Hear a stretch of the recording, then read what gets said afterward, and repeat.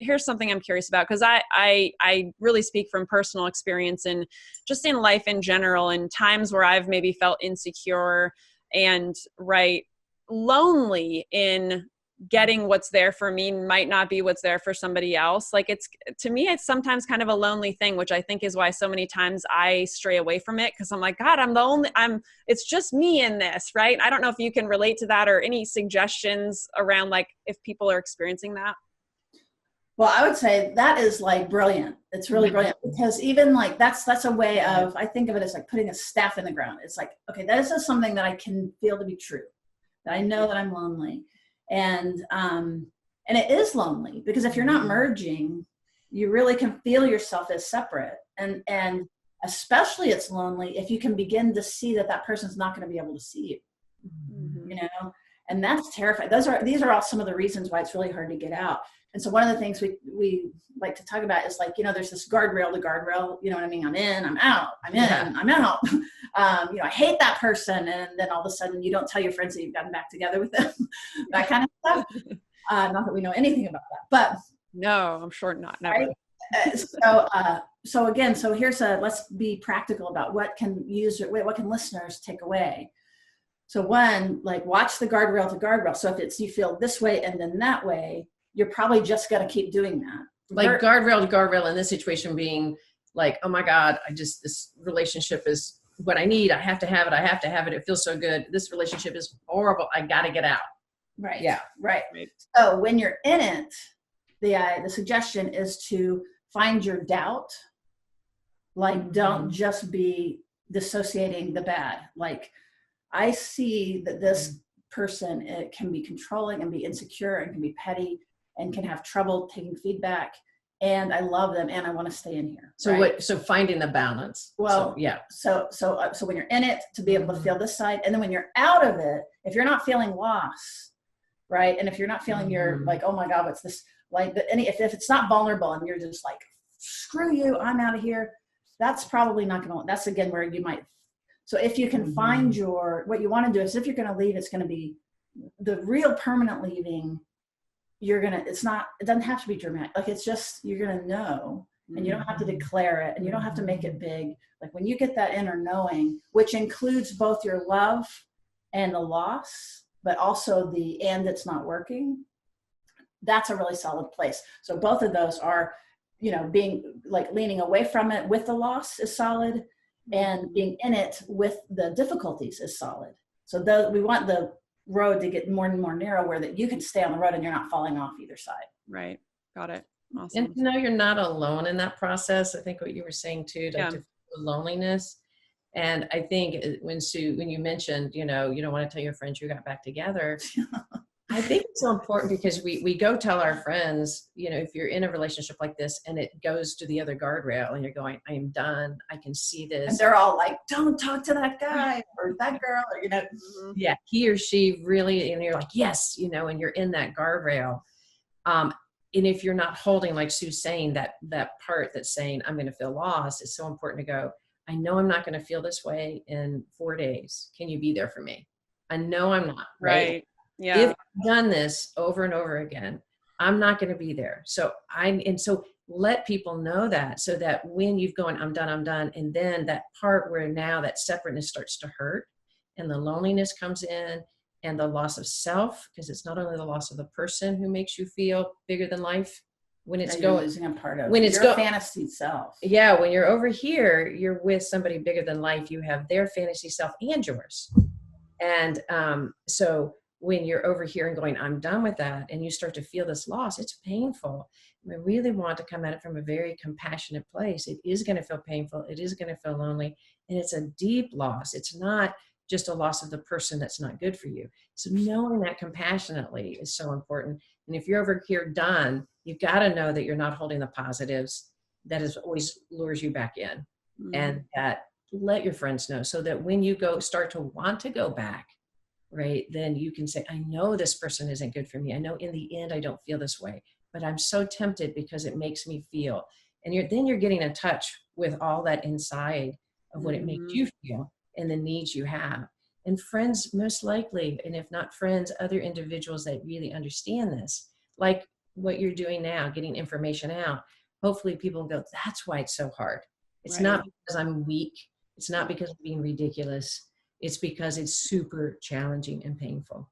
Yeah. I'm so glad you mentioned that part about the friends too. And right. And leaning on your friends in those times when you know that it's going to be easy to potentially go back if that's the scenario. And I remember I have a past relationship from 20 years ago that I totally remember that. Like, it was like telling my friends, okay, we're done. I'm done with this stuff and whatever. And then like, oh, hi, how you doing? Yeah, we're back together again. And yeah, that's a tough situation. So just please know, everyone, you're not alone. And we've all had, challenges, maybe not to, necessarily the extent of narcissistic abuse, but you're not alone in this. So I appreciate you guys saying that. So and if you're a friend, that's the other way of doing it. That's a good point. Like, I love you saying, teach your friends actually how to respond. Mm-hmm. But if you're the friend and you're seeing this in someone else, like, that's also a good one, is like, right. Okay, I know you feel really strongly about this right now. What do you want me to do well, I want you to stay connected to me if you change your mind. Like, you don't have to go underground. Right. You know what I mean? Like, let's just keep talking about the whole thing. And then also, if you, when I see you next week or whatever, and you're back together or you're feeling differently, how do you want me to respond? Do you want me to remind you of this? Or would you rather me sort of support you through the ski trip, as we get down the road? But anyway, I think that will kind of help somebody hold on to themselves. Yeah. Right. Yeah. So I'd love it if you would both share also about your free gift you have for everyone, as well as a course that you have. And everyone watching right now or listening, there's a couple buttons below this video that lead over to Sue and Ann's site. So what do you have for us? Well, we have a free gift. It's called an attachment bundle. And what we've been speaking about is attachment. That's one of what we specialize in our podcast.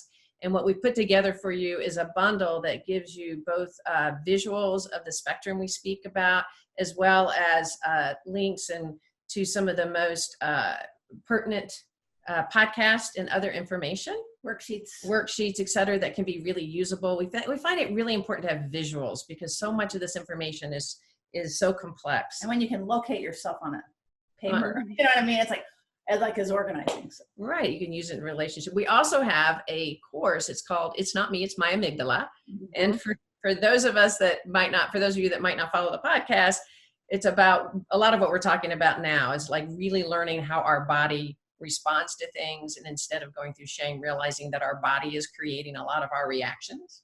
So it's an advanced course about attachment, modern attachment theory. You want to say more about it? No, it's more than you would ever want to know. It's fantastic. It's 4 hours of curated content. We follow a case, a fake case through it. I think people have loved it. We've gotten great feedback on it. So we really encourage you to sign up for it if you're interested. And if you're not sure, do the bundle first. Then you can see if this is your jam. And then you might want to sign up for the course. But for this, we love these guys so much that we do, if you've stayed with us through this conversation, then we want to offer you a discount, and you just will be using the AVAIYA code, or you would just click the button below and that'll automatically put you in there with the discount. So there's also, by the way, another free resource below. You're going to see a podcast episode we did there's actually 2 of them. One is talking about from the narcissist perspective and learning more about narcissism, period. And then the other is from the perspective of being in a relationship with a narcissist. And dealing with the more malignant qualities of gaslighting, et cetera. Also, for those of you that might be therapists, It's Not Me, It's My Amygdala. Also, you can get 3 hours of CEs. Excellent. Therapist nurses. Cool. Thank you so much. And so again, everybody, there's multiple buttons below. They lead over to the bundle. They lead over to your podcast episodes, as well as to the course. And I can speak from just personal experience. I've talked with you ladies so many times over the past couple of years, and I love your work. And if you all are interested in anything related to, this neuroscience and attachment as it relates to what you're going through in a narcissistic relationship, I highly, highly recommend you check out the buttons below and Ann and Sue's work, because they are amazing. So thank you for what you gonna say? We say if you want a little science with your self-help stuff, That's right. That's right. Well, thank you both for doing this again. I always love talking to you, and I really thank you for all the work that you do in the world. Or any last insights, anything else you want to throw out there before we wrap up? I really just want to speak to whoever's tuning into this, you're tuning into this for a reason. And we really hope that whether it be through this video or any of the other videos that you're watching, that the end result is that you feel more confident, more aware of yourself, more confident, more clear of your own boundaries. More compassionate and knowing that you're not alone. That's right. And one little more tidbit, if I can. Yeah. Right? That's okay, content-wise. Yes. There's this cool, I don't know, but this notion of guessing versus saying no. And I'm just going to say it really fast, but basically, if we can get to a point where that instead of making excuses and being unclear in our bound, this is a boundary tool. This is a pro tip about boundaries. That anytime that's where we begin to merge a little bit. It's like, well, no, I can't. I'm really busy that day. Things that we're not defining ourselves. So what we want to promote is, one, when you hear a no, if you're the receiver of a no, you don't ask why, you don't punish them, you affirm like it's a no and good for you for being able to say no. That's what we want. Boundaries are good. Right. And so we have to first be able to receive boundaries before we set them. And then in setting boundaries, that's what you can expect from the person. It's like, you don't have to explain yourself. You don't have to take care of their feelings about it. You really do get to have yourself and say no and have that be respected. So beautiful. And that's that. So instead of guessing what the other person wants or what they mean, it's like, no, ask for what you need, and take the no and say no. Yeah. Awesome. Thank you. I love it. Anne, anything last for you? Just that last part is that the getting on this AVAIYA and seeing that you're not alone and having light bulbs. We are very big on having light bulbs go off and insights going off saying, you know, what I'm doing makes so much sense. And that's such a de-shaming thing. It's like to go, oh, what I'm doing and why this is so hard and why it feels so painful makes so much sense. And now I really can see. It's not just me. Yeah, it's not just me. We're all in this together. Yeah. And I think also I really want to say this shout out that this can be a really powerful but difficult time right now, as this is likely being played right in the middle of the COVID crisis.